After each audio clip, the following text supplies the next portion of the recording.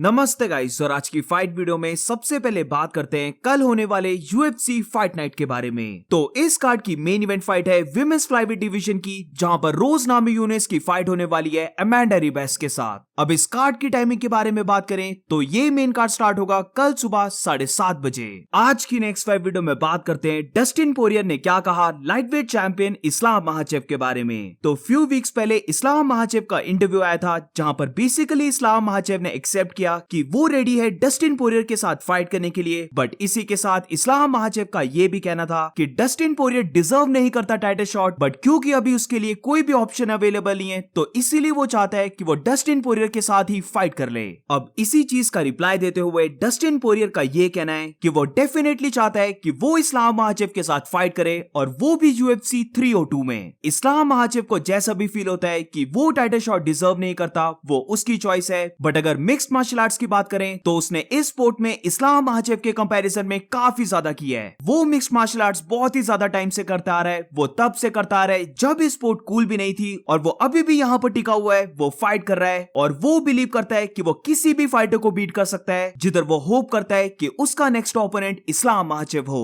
हम डेफिनेटली इस चीज को अंडरस्टैंड कर सकते हैं जो डस्टिन पोरियर बोल रहा है, क्योंकि डस्टिन पोरियर भी गलत नहीं है। वो सच में काफी टाइम से फाइट करता रहा है, उसने लेजेंड फाइटर्स के साथ फाइट की है, टॉप फाइटर्स के साथ फाइट की है, और अब हम ये बोल सकते हैं कि डस्टिन पोरियर बन गया है इस स्पोर्ट का ओजी फाइटर। तो आई कंप्लीटली अंडरस्टैंड जो भी डस्टिन बोल रहा है, बट इसी के साथ इस्लाम महाचेव ने जो बोला है वो भी गलत नहीं है, क्योंकि चार्ल्स ओलिवेरा, जस्टिन गेची, अरमान सरोकिन, इनसे पहले Dustin Poirier title shot deserve करता है, ये डेफिनेटली कोई भी नहीं बोल सकता। बट डस्टिन पोरियर को ये टाइटल शॉट मिल सकता है ओनली बिकॉज तीनों फाइटर्स UFC 300 में फाइट कर रहे हैं, और इन तीनों फाइटर्स के लिए एक ही मंथ के बाद कमबैक करके इस्लाम महाचेव के साथ फाइट करना बहुत ही ज्यादा मुश्किल होगा।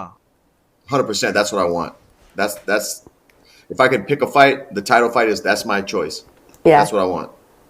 I know when they pressed him a bit and they asked why you, and he had a really interesting response. I don't know if you'd seen it all. You're the only guy available right now, and he wants to do 3 fights a year. So I'm curious, what's your reaction when a fighter has this kind of like, yeah, he'll do mentality?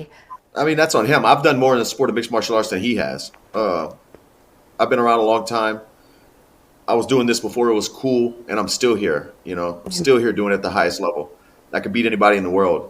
And I hope he's next. आज की next fight video में बात करते हैं UFC as a company के बारे में। तो रिसेंटली UFC को लेकर एक बहुत बड़ा अपडेट आया था, जहां पर जिसको याद है तो काफी टाइम से UFC के ऊपर एक केस लगा हुआ था, जहां पर कुछ UFC एक्स फाइटर्स हो गए या फिर मैनेजर्स हो गए, कंपनीज होगी, उन सब ने कलेक्टिवली एक यूनियन टाइप बनाई और UFC के ऊपर केस कर दिया कि वो फाइटर्स को ठीक से पे नहीं करते हैं। तो इसी केस को लेकर UFC के पॉइंट ऑफ व्यू से देखा जाए तो उनको इस केस में बहुत ही बड़ी विन मिल चुकी है, जहां पर ये केस ट्रायल में जाने से पहले ही ओवर हो चुका है। अब मैं काफी शॉर्ट में बता रहा हूं, बट बेसिकली अगर ये केस ट्रायल में चले जाता तो फिर इस केस को लेकर जूरी बैठती और फिर जूरी डिसाइड करती कि इस केस में विक्ट्री किसकी हुई है। बट UFC के लिए फॉर्चुनेटली यहां तक बात पहुंची नहीं है, क्योंकि ये केस ट्रायल में जाने से पहले ही दोनों पार्टीज के बीच में सेटलमेंट हो गई है। तो बेसिकली ये जो सेटलमेंट हुई है, यहां पर UFC ने पे किए हैं $335 मिलियन।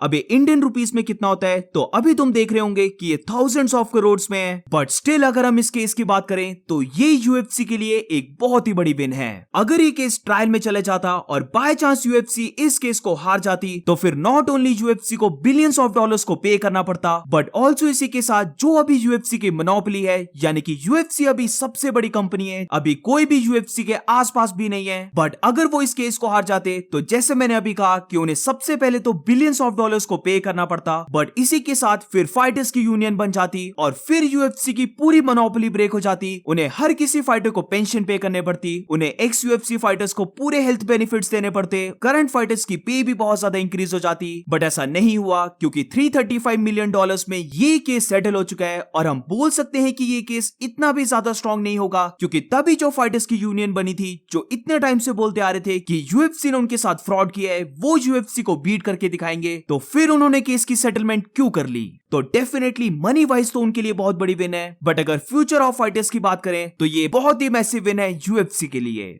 आज की नेक्स्ट 5 वीडियो में बात करते हैं कॉनर मैकग्रेगर के बारे में। तो रिसेंटली कॉनर की हेल्थ को लेकर बहुत ही बड़ा इशू बनाया जा रहा है, जहां पर रिसेंटली कॉनर अपनी मूवी को प्रमोट करने के लिए एक इंटरव्यू कर रहा था, जहां पर हम क्लियरली देख सकते थे कि कॉनर मैकग्रेगर अपना यूजुअल नहीं था, वो काफी वियर्ड एक्ट कर रहा था और हम देख सकते थे कि वो जोन आउट हो चुका है इस पूरे इंटरव्यू में। तो सारे लोग इसको लेकर हेल्थ कंसर्न्स के बारे में बात कर रहे थे, but I don't think so Connor को कोई भी प्रॉब्लम है। बस इतनी सी चीज है कि कॉनर मैकग्रेगर इस पूरे इंटरव्यू में ड्रंक था। ये हम उसकी आईज में भी देख सकते हैं कि उसकी आईज में वाटर आ चुका है, उसकी आईज थोड़ी सी रेड हो चुकी हैं और जिस वजह से उसके वर्ड्स थोड़े से स्लिप भी कर रहे थे, ये क्लियर इंडिकेशन है किसी के भी ड्रंक होने के। अब कुछ लोगों का ये भी मानना है कि मे बी कॉनर ने किया हुआ है, क्योंकि पहले भी ऐसी एलिगेशंस लग चुकी हैं, बट आई डोंट थिंक सो यहाँ पर कॉनर ने कोक किया है, क्योंकि जब भी कोई कोक स्निफ करता है तो वो बहुत ही ज्यादा फायर्ड अप हो जाता है, उसका एड्रेनलिन रश बहुत ज्यादा हो जाता है। बट यहाँ पर हम देख सकते हैं जैसे कि एक ड्रंक गाय बिहेव करता है, एग्जैक्टली वैसे कॉनर बिहेव कर रहा था।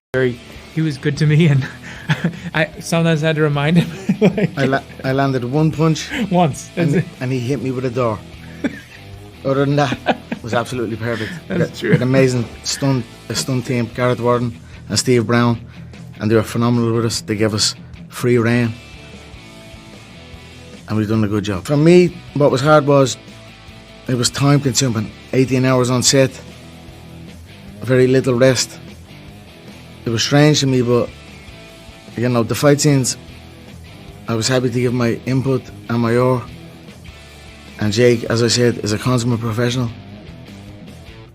We've done a good job. To be very honest, Connor को ये जल्द से जल्द छोड़ना होगा। Michael Chandler is no joke. अगर कॉनर ने अपनी हैबिट्स को नहीं सुधारा, उसने ड्रिंक करना बंद नहीं किया, उसने पार्टीज करना बंद नहीं किया, उसने पूरा एफर्ट अगर अपनी ट्रेनिंग में नहीं दिया, तो ये स्ट्रेट एंड सिंपल है, माइकल चैंडलर कॉनर को नॉकआउट करने वाला है। तो बेटर होगा अगर कॉनर ये सब छोड़ दे और ट्रेनिंग करने लग पड़े। आज की नेक्स्ट 5 वीडियो में बात करते हैं UFC 300, जो इतना बड़ा कार्ड है, उसके बहुत ही ज्यादा खराब पोस्टर के बारे में। तो रिसेंटली UFC ने 300 के कार्ड का पोस्टर निकाला है और इसको देखने के बाद कोई भी खुश नहीं है। हम देख सकते हैं कि इस पोस्टर को जिसने भी बनाया है, उन्होंने कुछ भी एफर्ट नहीं डाला है इस पोस्टर को बनाने के लिए। येलो बैकग्राउंड, उसके ऊपर थोड़ा सा व्हाइट टेक्स्ट और खत्म। UFC 100 के अगर हम पोस्टर को देखें तो उस टाइम के कंपैरिजन में भी वो 300 के पोस्टर से बहुत बेटर लग रहा है। इसी के साथ अगर UFC 200 से कंपेयर करें तो UFC 200 का पोस्टर तो बहुत ही ज्यादा बेटर लग रहा है UFC 300 से। कोई भी फाइटर ऐड नहीं किया है, इन्होंने कुछ भी काम नहीं किया है, सिर्फ 2 कलर्स ऐड किए हैं और पूरे पोस्टर को बना दिया है। इससे अच्छा तो UFC फाइट नाइट कार्ड के पोस्टर होते हैं, एटलीस्ट हमें उनमें कुछ ग्राफिक्स देखने को मिल जाते हैं, बट यहाँ पर तो प्लेन एंड सिंपल UFC 300 लिखा है और बात खत्म। आज की नेक्स्ट 5 वीडियो में बात करते हैं एक ऐसे फाइटर की जिसको 4 सालों का बैन लग चुका है। तो basically heavyweight fighter Walt Harris को ये 4 सालों का बैन लगा है, क्योंकि वो स्टेरॉइड्स का अब्यूज कर रहा था और जब उसका ड्रग टेस्ट हुआ तो वो मल्टीपल ड्रग टेस्ट में फेल हो गया। अब वैसे तो मैं इसको कवर नहीं करता, बट ये जो बैन है ये काफी इंपॉर्टेंट है और इसके 2 रीजंस हैं, जिसमें सबसे पहले है कि वॉल्ट हैरिस बन चुका है इस न्यू ड्रग टेस्टिंग कंपनी जिसके साथ UFC ने टाई अप किया है, उसका पहला फाइटर जो ड्रग टेस्ट में पॉजिटिव पाया गया है। अब 4 सालों को बैन लगा है, तो इसका मतलब ये है कि जो भी ड्रग्स वॉल्ट हैरिस ले रहा था वो काफी सीरियस होंगे, क्योंकि अगर ये जो परफॉर्मेंस एनहेंसिंग ड्रग्स हैं ये कोई लाइट ड्रग्स होते तो मैक्सिमम लगता 2 सालों का बैन, बट हम देख सकते हैं कि यहाँ पर लगा है 4 सालों का बैन। अब सेकंड रीजन पे मैं आता हूँ, जो मेरी ओपिनियन में थोड़ा सा फनी रीजन है, क्योंकि वॉल्ट हैरिस जो फाइटर है वो गेस करो किसका ट्रेनिंग पार्टनर है। तो जिसको नहीं पता, वॉल्ट हैरिस ट्रेनिंग पार्टनर है उस फाइटर का जो ड्रग टेस्ट में बहुत बार पकड़ा गया है, यानी कि current heavyweight champion John Jones. अब I am not sure John Jones का भी ड्रग टेस्ट हुआ है, बट मैं काफी होप कर रहा हूँ कि या तो फिर जॉन जोन्स का ड्रग टेस्ट ही ना हुआ हो, बट अगर उसका ड्रग टेस्ट हुआ हो तो प्लीज उसने कुछ भी ना लिया हो। वैसे शक तो काफी जा रहा है, बट लेट्स होप ऐसा कुछ भी ना हो। सो दैट्स इट गाइस, आज की फाइट वीडियो में बस इतना ही। अगर तुम्हें वीडियो अच्छी लगी हो तो please make sure to like subscribe. मिलते हैं नेक्स्ट वीडियो में।